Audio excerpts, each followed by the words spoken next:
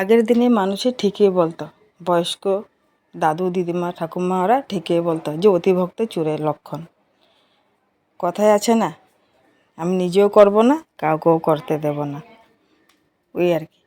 আরে ভাই, আমার বাচ্চাকে কেউ যদি ভালোবেসে রাখে, আমার বাচ্চাও যদি ওখানে থাকতে চায়, ভালোবাসে, ওখানে থেকে ভালোবাসে, ওরা যদি খাওয়ায়, ওরা যদি রাখে, আর তোমার কি?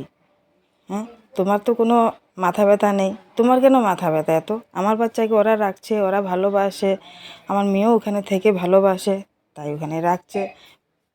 তোমার তো অত মাথা ঘামানোর কোনো প্রয়োজন নেই। তোমার বাচ্চাকে কেউ রাখেনি, তুমি দাওনি না রাখেনি, এটা তোমার ব্যাপার।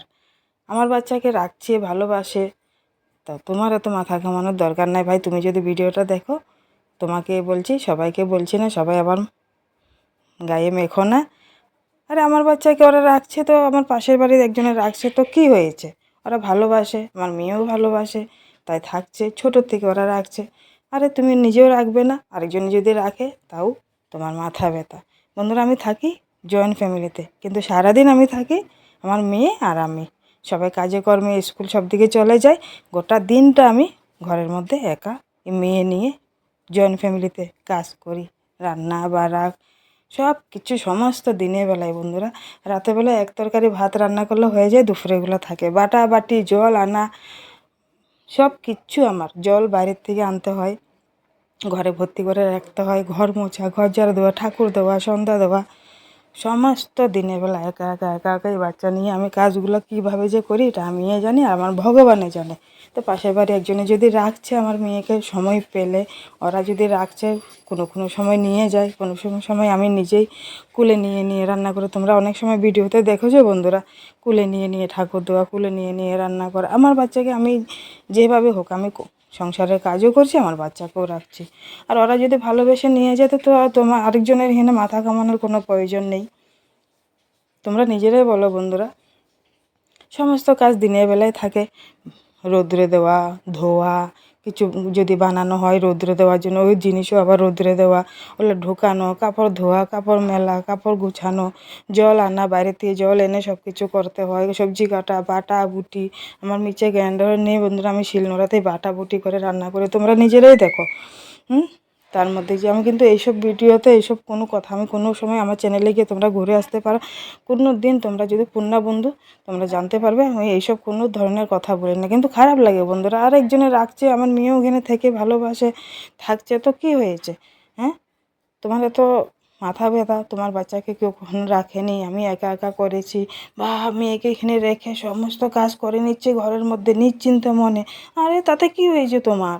তোমার কি?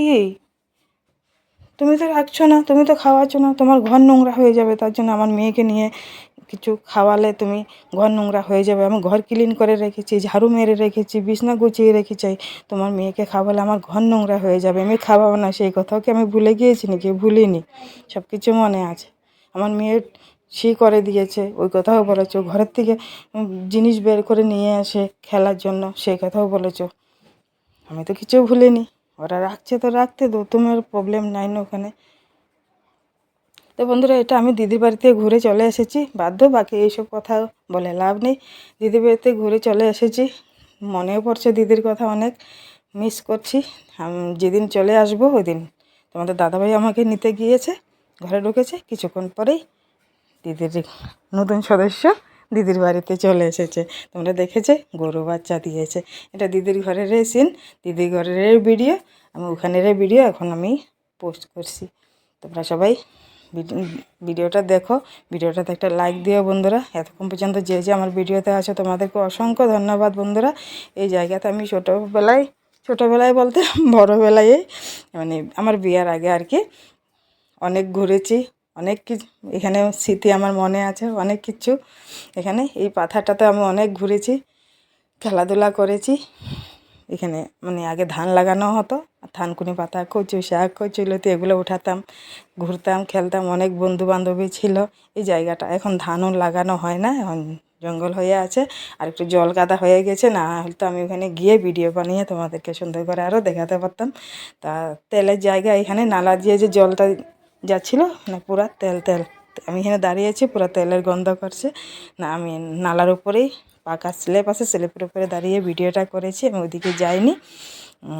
তো তেলের গন্ধ পুরো লাগছে আমার নাকে।